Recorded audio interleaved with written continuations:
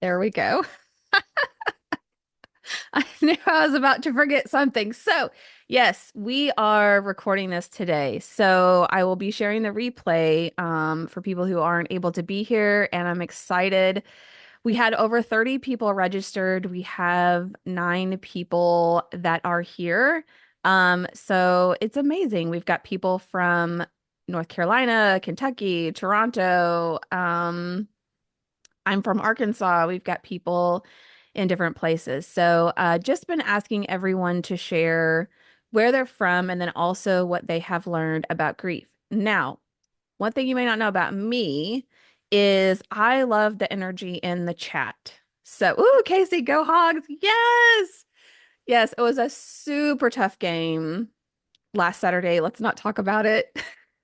It was really rough, but yeah, I'm a Hogs fan. It has built my resilience over the years. I love it. Um, so I love the energy in the chat. So as we're going through this, if something resonates with you, if something excites you, if you're confused about something, or if you just want to put some emojis in there because that is totally your vibe, then drop it in the chat. I would love to be able to feed off your energy and to know what's resonating with you, and also where I might be talking too fast and it's just super confusing. Also, I'm from the South. I have a little bit of an accent. So maybe I didn't pronounce something right. Who knows?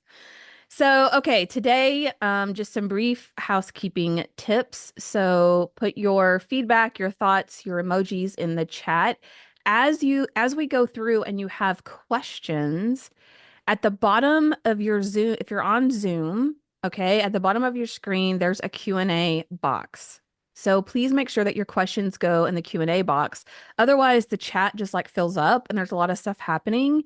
And it's hard for me to like scroll through and make sure that I get everybody's question answered or addressed. So if you have a question that you want me to address or something you want me to talk more about, put it in the Q&A. Everything else can go in the chat. I am a faith-based person, so we're going to kick off here in a moment with prayer. Then I'm going to walk through my story of just widowhood and my journey because we have a lot of new people that have never met me before. I'm going to talk about some of the grief myths that I feel are important for us to cover today, talk about the answer to grief recovery. And then at the end, if it's okay, and I want you guys to let me know in the chat, but I would love to share with you more about the Brave Widow community and how I help widows and how we surround and support widows in the community. And I have some fast action bonuses that I have never offered before. Like for this price, I've never offered this. I would love to invite you to join and offer that to you today. If that's okay, please type that in the chat. If you don't want to hear about it, then type that in the chat too, and I'll just move along. And of course, we also have time for Q&A. So let me get started. If you are, thank you, Dawn. She would like to hear more. Okay. If you're on Facebook or you're watching this on Facebook or Instagram and you have questions or you want to type in the chat, there is thank you, Glenda. There is a separate chat box and I will try to check that. Although Zoom is the screen right in front of me. So, I will also try to check on Facebook and Instagram. So, let's get started with a prayer here. Dear Heavenly Father, thank you for the opportunity to be here together today and to be able to share some of what I've learned over the past several years of grief and loss and how to actually help equip people to move through it and beyond it and to find peace and comfort that only you can bring us. We are so grateful for the opportunity to be here and to have the technology to be able to reach so many different people at once. And we ask for your wisdom and guidance as always. In Jesus' name, amen. Okay. All right. So, some keys to success here on this 3-day challenge. So, if you don't know, I've recognized that sometimes People don't always remember, or we just need a lot of reminders. But this is a 3-day challenge. So if you didn't know, well, hooray, you've got 2 more days that you can join. It's a 3-day challenge. And so we're going to meet today, we're going to meet Wednesday, and we're going to meet Thursday. It's the same time every day. So at 11 a.m. Central Time. And there is a Facebook group, and I was going to post the link here on the page, but the link is, a bunch of letters and words that don't really make sense. So I did a screenshot of what the Facebook group looks like, but it's called the Brave Widow Grief to Growth 3-Day Challenge Facebook group. And if you registered for this event, I am putting that in an email to you right when this event is over, the exact link, so you could just click on it. Or if you're on Facebook and Instagram, I posted the link on my Facebook page of Brave Widows, so you can join the group. It's a free group. Get in there. Um, I'm a strong believer in you are going to get out of an experience or an event what you put into it. So it could be really powerful to join the group, to share your experience, to share like what you've learned or what resonated with you, and to help learn about other people too. I've made some really great connections and friendships just by getting active in Facebook groups. So if you're a Facebook person and you like the groups, we have that.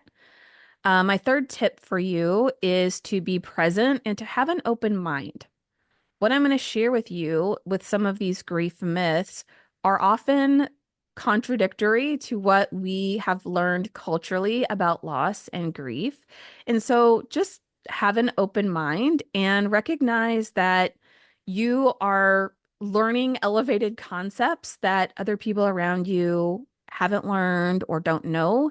So when people don't know how to show up for you, don't know how to say the right things, don't know how to help you the way that you want to be helped, that you just like have an open mind, that you're learning like advanced level things here about grief that the average person doesn't learn.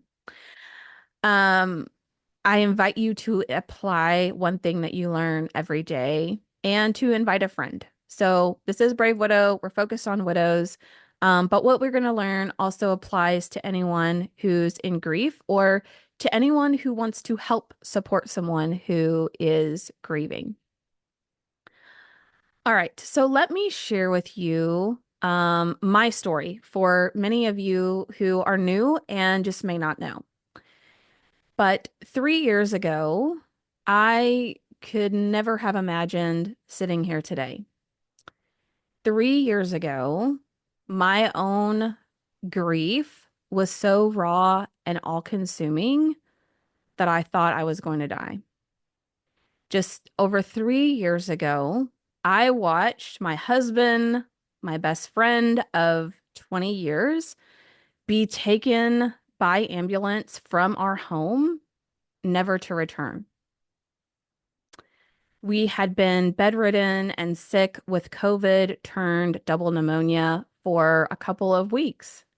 And at that point, I had to call the ambulance and have him be taken to the hospital. Now, having worked in healthcare for 20 years, I told my kids that everything was going to be fine because hospitals are where people go to get better, right? A few days, Nathan was in the hospital because I also had had COVID. I wasn't allowed to go up there. He was in ICU for about 11 days. About half that time was on a ventilator. And this journey to recovery was filled with lots of ups and downs, lots of steps forward, step backwards, and daily updates to his healing. And I remember one afternoon I was called up to the hospital and we were going to have a family meeting with the physician and chaplain. And I really was just waiting to hear the next steps on this road to recovery, but there would be none. In fact, there would be no warmth, there would be no smile, there would be no kind greetings, no warmth. In just a very cold and flat tone, the doctor would say, "We think your husband is brain dead." In that moment, my whole world just stopped. And I tried to wrap my mind around how we got here and how I was supposed to go home and tell our four kids that their dad had died. Just 3 weeks later, I had been planning on hosting family and friends over to celebrate Nathan and Mai's 20-year wedding anniversary. As you can see, I'd already bought the t-shirts. But 3 weeks later, instead of a day that I expected to be full of love and laughter and celebration as his wife, I was faced with crushing sorrow and devastation as a widow and now solo mom to four teenagers. A few months later, I had this exact memorial garden built in the yard on the side of my house. And it was something that I wanted to build in honor of Nathan as a reminder of his life and the life that we had together. But instead of feeling comforted by it, I felt tormented. Every day, it was just another reminder that he was never coming back. So I remember specifically one afternoon, I was sitting on that exact bench in the picture, and I was just uncontrollably crying, like bent over, sobbing. My chest hurt so bad, and I thought my heart was gonna just explode right then and there. I wanted to just die. I didn't know how I could ever feel like life would ever be okay again or that there would be a point to living my life without him here. And then I thought about our four kids and I thought about how they already had lost their dad. And even though technically I was still alive, that I felt hollow and dead inside. And so essentially, they had lost two parents. It was then at this exact moment on this afternoon that I made a decision and I decided to live. I chose that whatever it would take for my kids, I was going to figure out how to get on this other side of grief, how to get through it so that I could begin to live for them. And I remember once the tears stopped coming because there was nothing left to cry out, I closed my eyes and I just said, Nathan, I love you and I can't live like this anymore. I've got to move forward. And so after that moment, I learned, like, just consumed everything I could about grief. I bought the books, I bought the courses, I sought coaching, I launched a podcast. Thank you, everyone, for your amazing, kind comments. I launched a podcast. It's the Brave Widow Show. It's how many of you come across me, where I interviewed and talked with other widows. We laughed together, we cried together, we learned together, and we healed together. And I am so happy to share that today I do love my life again.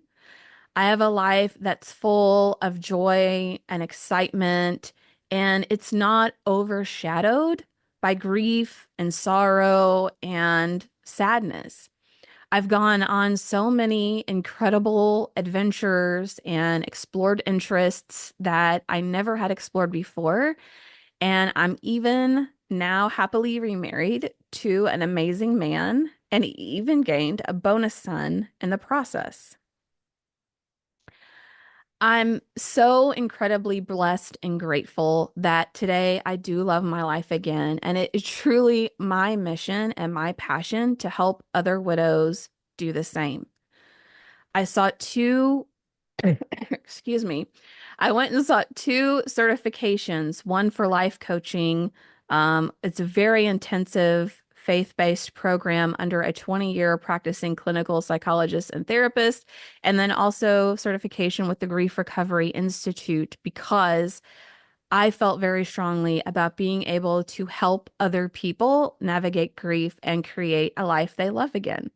So I've been very honored to be able to do this for my clients, and I would love to be able to help you along on your journey as well. So I'm just checking the comments here. Karen from Wisconsin, hello. Her employer's church and others expected her to be normal after a few months. They even paid for counseling, but it was disastrous. She quit after 2 sessions, basically went her own way. In retrospect, there were a lot of things that she did right, and she's grateful to have learned more about grief than 3 years ago. And now they even listen to her, but it was a rough road. I resonate a lot with that. Um, God bless you for sharing today. Hand claps. Yes, let's go. All right. So these are some very common plotted. Excuse me. I have this chronic cough that will not go away. So I know it's annoying, but thank you for bearing with me. These are some common platitudes that you may have heard or that you may have said because, let's be honest, until we've gone through it, we don't know what to say. But these are common things that people say to widows and to grievers.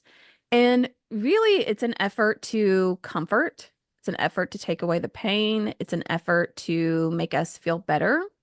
But a lot of times these platitudes come across as a little tone deaf or a little not dismissive of our grief, but as it leaves us feeling unseen. It leaves us feeling that people don't necessarily really understand. Casey said, think about all the years you had together or just look for the good. Yes. And all these platitudes are well-meaning. However, what happens is they essentially do not recognize you and your grief and where you are currently. One of the best things that I will tell people who want to help someone who's grieving and they want to know, what can I do? What can I say? And the biggest thing I will often tell them is to just sit in it with people. Just sit in the awkwardness, sit in the discomfort, sit in the weirdness and the tears and all of the things that are difficult. But by just seeing people where they are and sitting in it with them, that's extremely priceless. But the reason that most people don't know to do that, or the reason they often tell us these platitudes is because we are not taught about how to handle grief and loss throughout life. So through the Grief Recovery Institute, I learned about all kinds of different myths that we're taught, not just about in processing the death of a loved one, but in processing any type of loss. So think about your experience throughout your whole life. You've experienced loss maybe of a pet. Maybe there was a part in a school play that you didn't get. Maybe your family moved and that really was an upheaval of an experience for you. But you have had loss your entire life. And most of the time, people tell you platitudes or people tell you things like, well, just give it time and you'll feel better. Or you need to be strong. Like just be strong, just stay busy, just don't think about it. And unfortunately, because as a culture we're not educated on how to handle grief or how to handle loss, we end up learning all of these myths and all of these things that are actually harmful to us in our process of healing and navigating grief. So, as you might imagine, I cannot dive as deep as I want to into all of these myths and sharing that with you and um, really doing a deep dive here. But there are three that I want to address in myths that we learn about grief and in ways that we can instead learn to navigate grief. Many widows that I talk to believe this first myth here that time heals all wounds. And if we would just give it time, have you heard that? Has somebody told you that? Type it in the chat or send me an emoji. If someone has told you, like, just give it time, you're going to feel better. Um, you just need to be strong and it will be okay. Well, unfortunately, what happens is we believe this myth that time heals all wounds. And so we begin to stay busy. We begin to do behaviors like retail therapy. Have you guys heard of retail therapy? Yes, Dawn says all the time. Glenda says, yes, I learned is actually the opposite. Yes. So retail therapy is a cute name that we give a behavior that's actually trying to distract us from grief. But there are lots of behaviors like drinking, working, exercising, sleeping, eating, behaviors and activities that in moderation are perfectly normal and completely fine. But when we over or underutilize them, they can actually be serving as distractions from our grief and keeping us from actually addressing the root cause of some of our hurt and pain. So, one of the things that I want you to know, and I'm going to share with you a story about one of the widows that I talked with recently, is that as you think about emotional pain and emotional hurt that you've experienced, the urgency that you want to address that is just as urgent as you would treat a physical wound. Think about like if you broke your arm or if you accidentally cut your skin, you had a laceration that might be infected, maybe it needs stitches. If you don't get treatment for that physical wound, it can actually complicate the healing process later. So if you have a broken arm, but you don't get treatment for it months down the road, trying to fix that broken arm can actually be more complicated than if you had sought treatment immediately. The same is going to be true for your heart that feels like it's broken or shattered or hurting. The longer that you delay emotional healing, the longer that you distract yourself or put it off or push it down, the more you allow for potential triggers to build and the more complicated it may be for you down the road if that's something that you don't address. So let me share with you Sobia's story. Excuse me. I interviewed Sobia not too long ago on the Brave Widow show.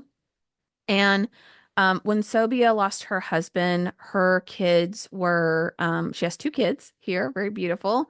They were ages 5 and 8 when her husband died. And like many widows, Sobia believed the myth that time heals all wounds.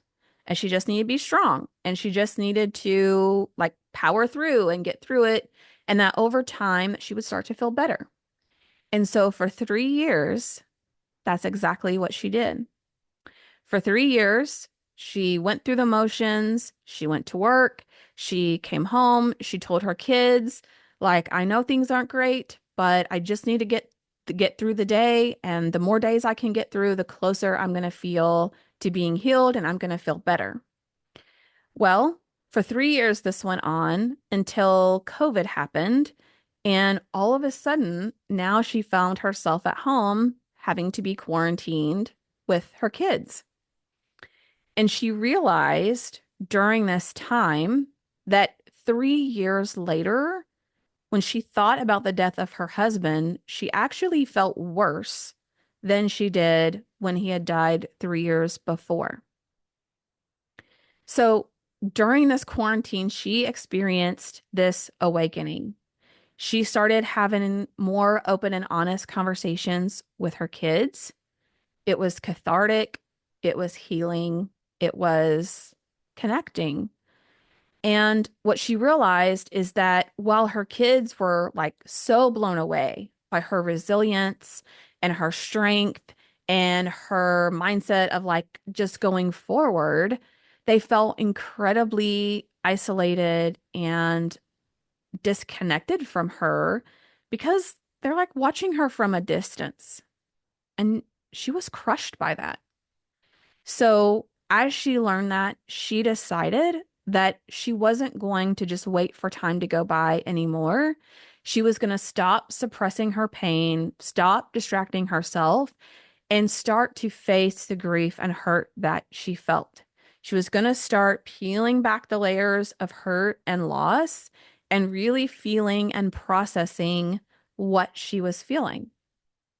She decided to continue to have open conversations with her kids. She also began to journal and meditate and learn about how she could navigate through grief. And I'm so happy to share that today, Sobia is also a life coach and she helps other people through grief and other widows through that because of her experience. But Sobia is not the only one who believes this myth that time heals all wounds. I personally talk to widows who are 3 years out, 5 years out, 10, 20 years out, and they will tell me boldly that their pain is just as strong and just as volatile as it was at the time of their spouse or the person who died.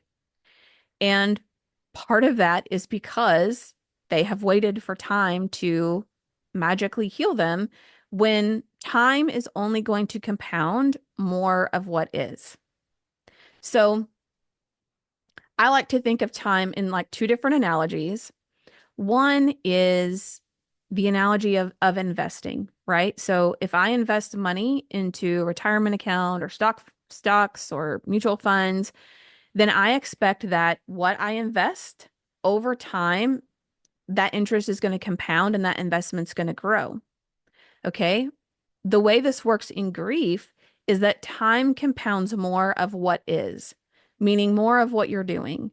So if you are healing, if you are processing, if you are taking baby steps to rebuild your life, if you're connecting with other people and you're building up your social circle, then over time, that's going to compound and grow and expand and get you to a place where you can love your life again.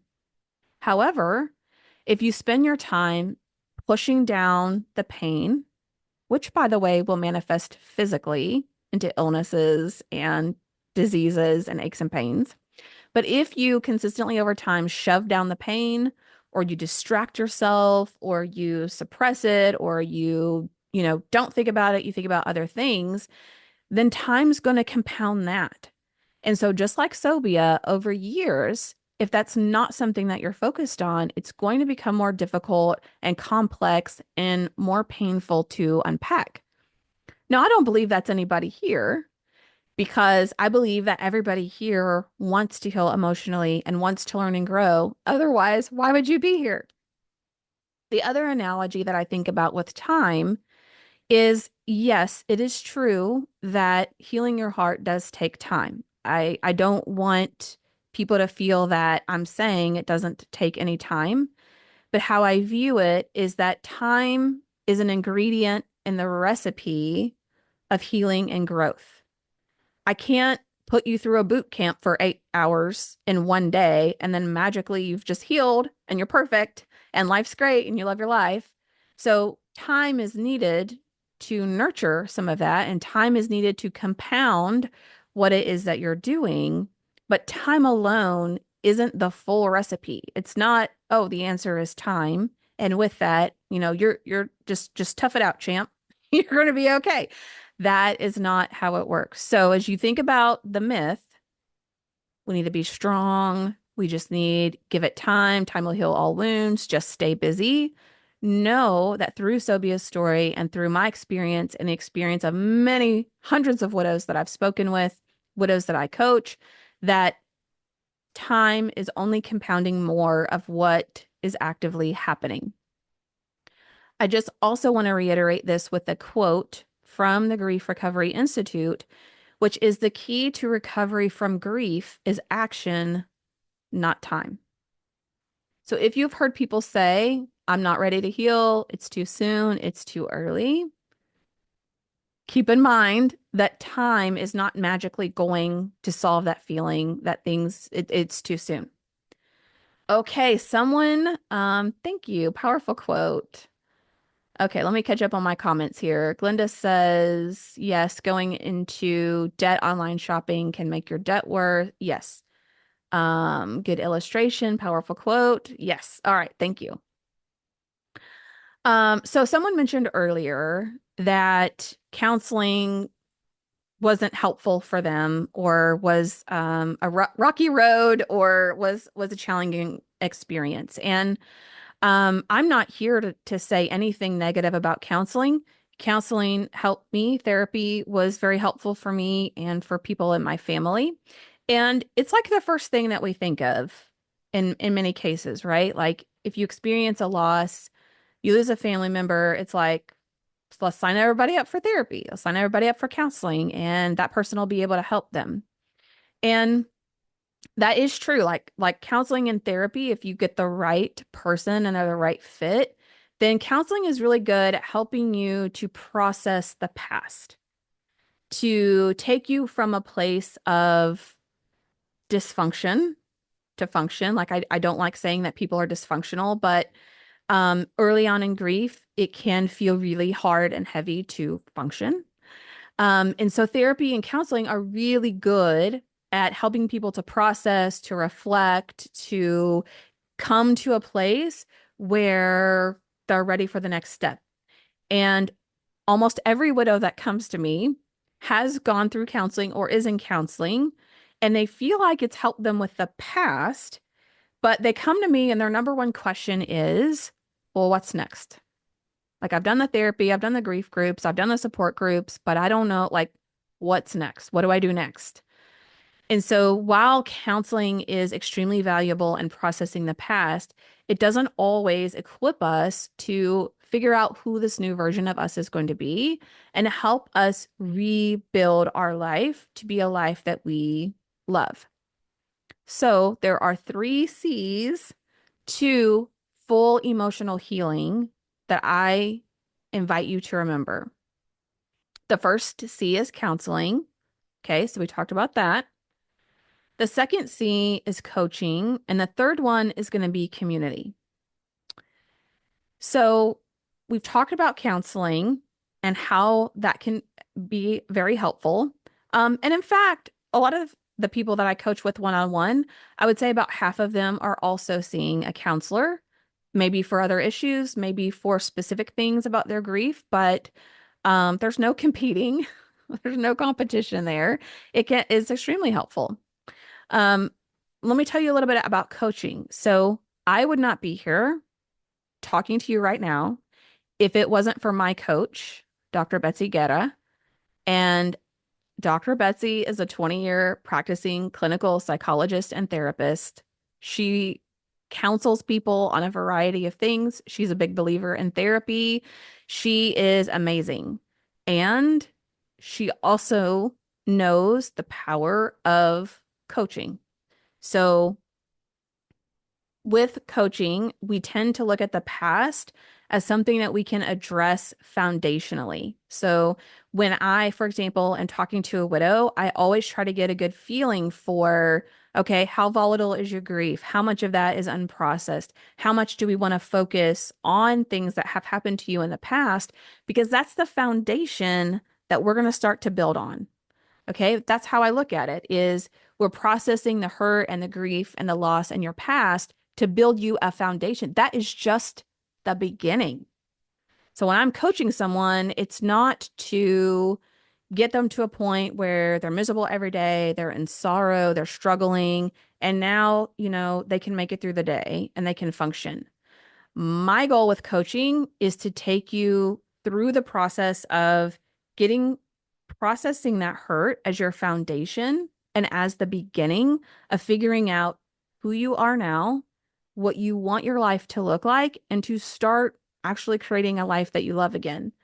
So with coaching, that tends to be more forward focused. It tends to be action oriented. There tends to be a lot more accessibility than what you would find with a therapist. And that's why I became a coach, because I love it, because it's amazing, and because it has empowered me to build a life that I love. Like Betsy encouraged me to totally get out of my comfort zone, to tell people I'm a life coach when I wasn't sure I wanted to do that, and to start actually serving and elevating people in the widow community. And that's what I love about coaching and what she does and what I do.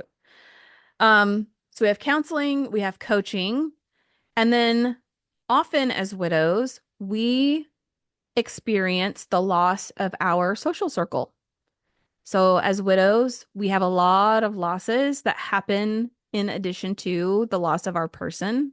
So that's typically what we call a secondary loss. And I read a statistic somewhere that said widows will lose 75% of their social circle in the first year. And I think for some, it's way more than that. But why there's a lot of reasons why this happens. And for the sake of time, what I would just say to illustrate this is that as a widow, the loss and the traumatic grief that you have experienced, it changes you at the core of who you are as a person. I'm not saying you're 100% different than the person that you were. You're not. But you're also not the same. You have a different perspective. You have sharpened priorities. You look at life through a totally different lens now. And the struggle is that a lot of times your family and your friends are waiting for you to go back to the person that you used to be. They're waiting for you to get back to normal, right? And just be like, oh, where's cheery Emily, who's always smiling and upbeat and like ready to go? And unfortunately, you may not ever be that person that you were again. And that's okay. But it also leaves widows feeling incredibly lonely, isolated, and unseen. So, our third C for this true emotional healing is that we need a strong community. So having a community, and when I teach widows how to rebuild their social circle, I don't say, oh, your only friends now are widows. That's the only people who get you. That's not true. So when I teach widows to rebuild their social circle, we're looking for a variety of things. And again, for the sake of time, I'll just say part of it is exploring new interests and hobbies. Maybe it's pickleball, maybe it's pottery, maybe it's dance class, maybe it's, whatever that is, to form new connections and build up your sense of community there.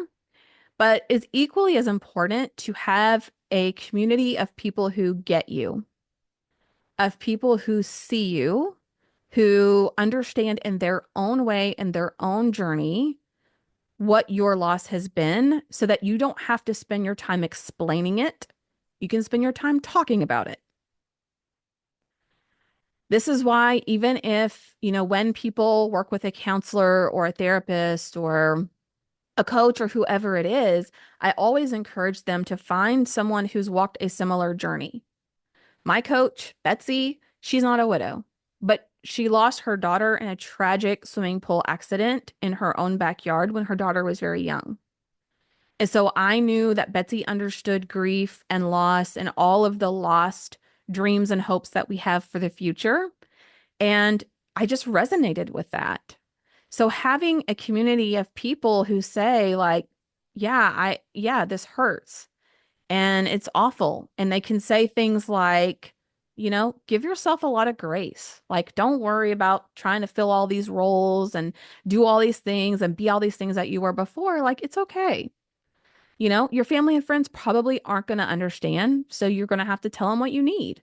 But having a community of people who can see you, who can hear you and understand you is incredibly powerful. I have a whole lesson on how to pick the right community for you. There are lots of ones out there. I'm part of many different ones. But what I would say is you want a community of people that are very forward focused, very positive focused, not to diminish, right? Or say like, oh, it's going to be great and amazing and you're never going to have a hard day. But for people that remind you, okay, today's a bad day and it sucks and I'm sorry and I'm going to sit in it with you. And then the next day they're going to say, "All right, let's get back to it. Like every day is not going to feel like this. We can have a day where there's joy and hope in the future. That's the kind of community that you want, a community that helps you become better and grow and learn. All right, let me catch up on my comments here. I definitely had the wrong fit in counseling. That was the problem. She was young, inexperienced, and knew nothing about grief. And at the same time, I had no idea about grief coaches or that they existed, or grief as a specialty in therapy even existed. Yeah, I'm right there with you, Karen. It was kind of a fluke. Um, it was a fluke thing that I had found Betsy, actually. She was on a podcast of a different group that I'm a part of, and I was just blown away by her story and that the fact that she understood grief. Dawn, this is true. I'll never be that person again. Yeah, I definitely am not going to be that person that I was, and that's okay. Like there are parts of me that are the same that aren't ever going to change, but that was one of the most difficult things for me was feeling so untethered is like the best way I can describe it. Like feeling like I was on this tiny boat in this huge ocean. There was water all around me, and I'm just like getting smacked around. Like there's a big wave that smacks you around. There's a storm that comes. You think you're going to die. It brings you to your knees. There's a calm that happens, and you're like, okay, I'm doing okay. But I felt so like untethered and lost and didn't even know, like, which way do I go? Like, what direction do I even turn? I don't even know. That was so unsettling to me at my core that I knew I had to do something different. Like I had to figure this grief and recovery thing out. Um, okay, so we have a few minutes left here, and I would love to share with you about the Brave Widow community and how it has helped widows, how it can help you. And while I'm doing that, if you have a question or there's something you want me to talk more about, just go ahead and put it in the Q&A box. I'm going to pull that up and so I'm going to give you time to put in there, or if there's something that you want me to talk more about that we have not covered. So when Nathan died and when I was looking for answers online, I did all the things. I immediately, like, I could show you my Amazon cart, okay? I bought all the books. I signed up, listened to the podcast. I joined all the Facebook groups. I just started consuming. What do I need to know about grief? What am I supposed to do? And in those days, it is hard, right? Like it's hard to focus. It was hard for me to read. It was hard for me. I couldn't watch TV. Like it was hard to focus.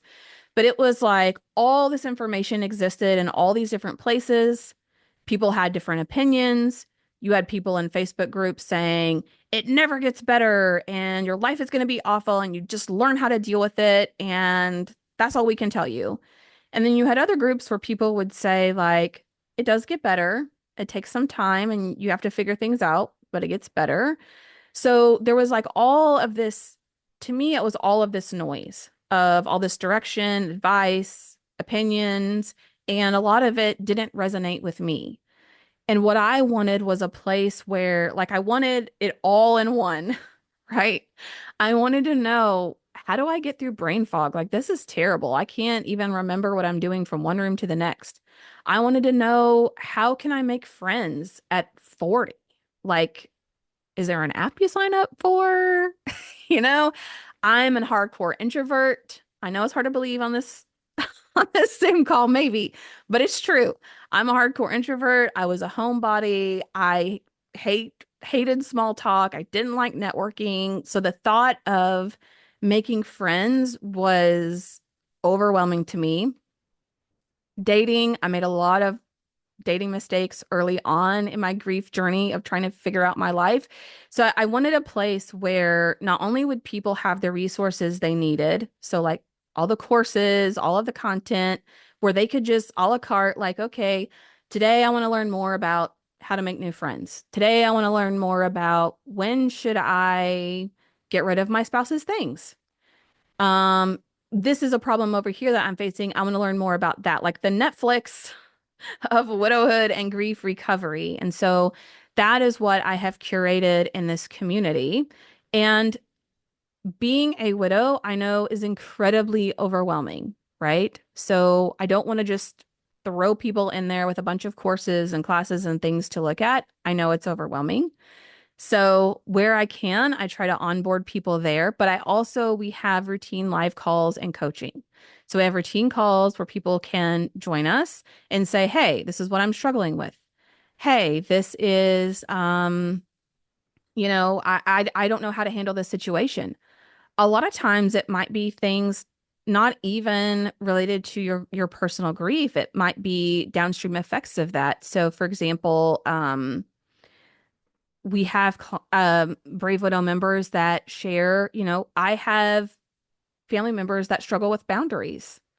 And I have family members that try to walk all over me, or they just don't validate, or they're, try to tell me how to live my life, or they're opinionated. And it really hurts. Like it's really hard.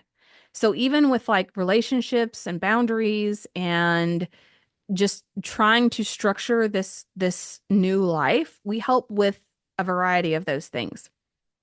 So on those calls, I help people decide their exact next step of what they should do to move forward and what would best support and help them.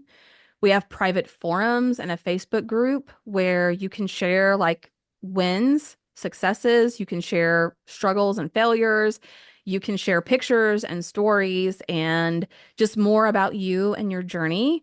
Um, and then as I thought about these next couple of months, my heart has been weighing really heavy. So I think about all of the holidays that are coming up and my Facebook groups and people that I know that are flooded with people that are deep in grief right now.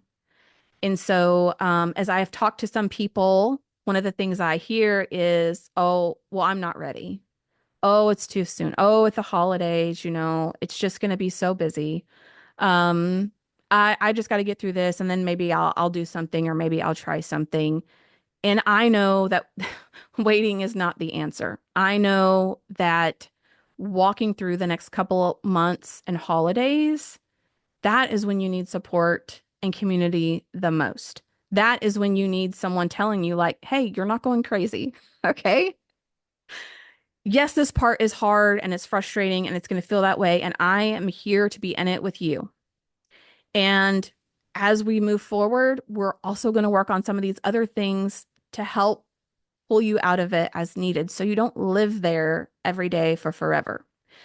So, as I thought about what I could offer that would just be like ridiculously valuable, that would be a no-brainer, that would be like, I've never given away so much at such a cost-effective price that this is what I came up with to offer you and to invite you to join with me today.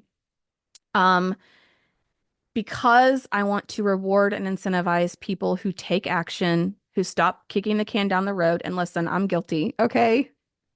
If there's something to sign up for, I'm signing up for it on the last day because I'm just a procrastinator. Maybe that's you. That's okay.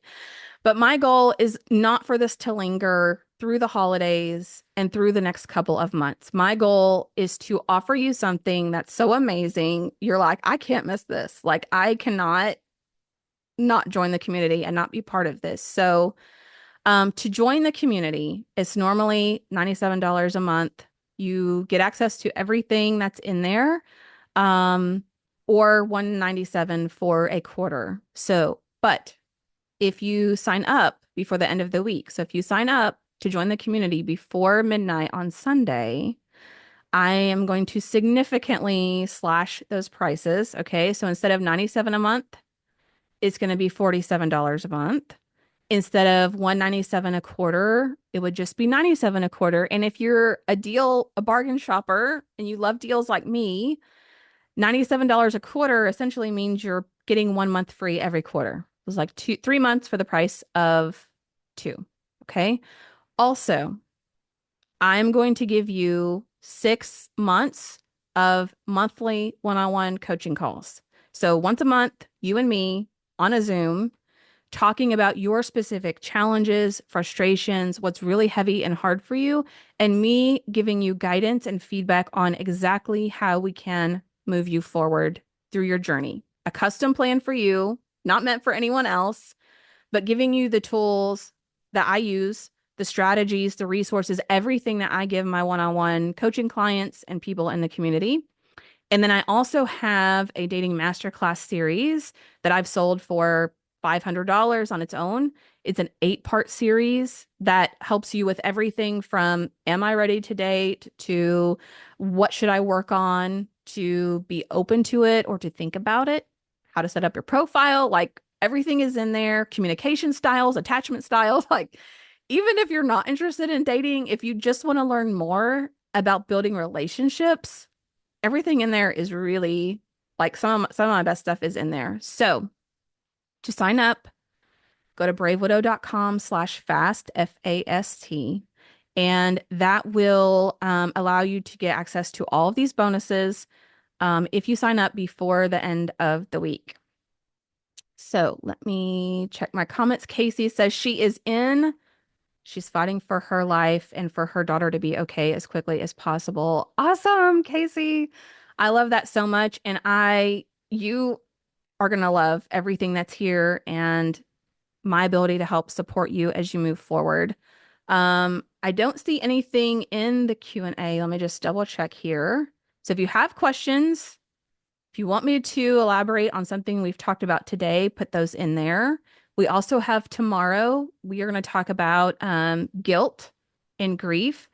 So if you're struggling with guilt and grief and you want to know, like, why do I feel guilty? Why is it hard for me to move forward? Why do I feel guilty for wanting to laugh again, for wanting to enjoy life again? How do I move forward with that? We're going to talk about that tomorrow. And then the next day, we're going to talk about being able to overcome guilt and grief in regards specifically to building new relationships and dating. So we might have a little fun with that one. With regards to dating. And speaking of fun, okay, I know I saw a chart and I should have put it in here, but I didn't. But I saw a chart that was like it ranked the most stressful life events that any person can experience, okay? And across the top at 100% was the death of a spouse. The second one, I want to say, was divorce. It was like 73 compared to 100. And I know I'm very close with people who've been divorced. I'm very fortunate. I've not had to experience that. And we aren't here to play the comparison game at all because we all lose when we do that. What I would say, though, is that I understand, obviously, the seriousness of grief and widowhood and how heavy and hard that is. And so sometimes people will ask me, like, what do you guys do in these widow meetings? Do you just sit around and cry? Like, that's got to be the most depressing thing is working with widows and just being sad all the time. And that's just not, as you can tell, hopefully, from what I've shared or things that you've heard, that's not me. Like, yes, there are moments when we've cried. I got teary-eyed telling my story today. There are moments when I keep a box of Kleenexes on my desk here because people are really hurting and people are going through it. And that is hard and heavy. And yes, that is serious. And we can also have fun and laugh and experience joy and learn about this crazy, wild journey of rebuilding our life in a way that doesn't feel hard and heavy and hopeless and complicated. Like in grief, we embrace two opposite but true concepts over and over and over. And one of those is our old life. We loved the time we had with our person. Most widows love our life, love what we had in the past, want to honor that. And we don't want the legacy of that person to be that our life ended when theirs did. We also want to experience a beautiful future, which is so possible for you. All right, Dawn says, done. She's coming up on her 19th wedding anniversary on Friday. I'll be thinking of you, Dawn. I've registered and grateful for the week. First anniversary with my beloved husband. Oh, I love it. I love it. Well, thank you guys so much for joining. If there's any other questions, I'm just going to check the Q&A. Oh, I need to check my Facebook page. I have not looked over here in a bit to see if there's any comments here. Nope, that all looks good. I don't think I see any questions there. Okay. All right. Well, for those of you who are on the fence, you're not sure, is this for you? Look, it pained me. It pained my soul to put this many words on on one slide. But I thought it was important. Like, how do you know? Is this for me? Is this going to work? I don't know if it's going to help my specific situation. Maybe I'm too far down the road. Maybe I'm too early in grief. You have questions. I have answers. Um, I will spend an hour with you, no charge, on a consult call. I will walk you through where you are in your journey. I will give you notes of a specific next steps of what I would do if I was in your situation. There's no pressure to join. So sign up for a call, chat with me, and we'll see where you are versus where you want to be. And I will help demonstrate and show you how the community would be able to help you or how some of the tools in there would be able to get you closer to your goal. This was a blessing. Thank you so much. Thank you, Dawn. I um yes, this is my quote unquote job, but also this is my calling. And I just seeing your comments, some of the others' comments, and knowing that I can make, even in a small way, just make a difference and help someone on their journey is the most rewarding and fulfilling thing for me. So, as much as you feel it was a blessing for you, this has been an incredible blessing for me today. And I hope to see everyone tomorrow. We're going to talk about guilt and grief. So, if you've been feeling guilty or even have those like twinges, I'm not having a stroke, but like, those twinges of guilt and grief, then you don't want to miss tomorrow. Same time, same place. I'll see you there. Bye.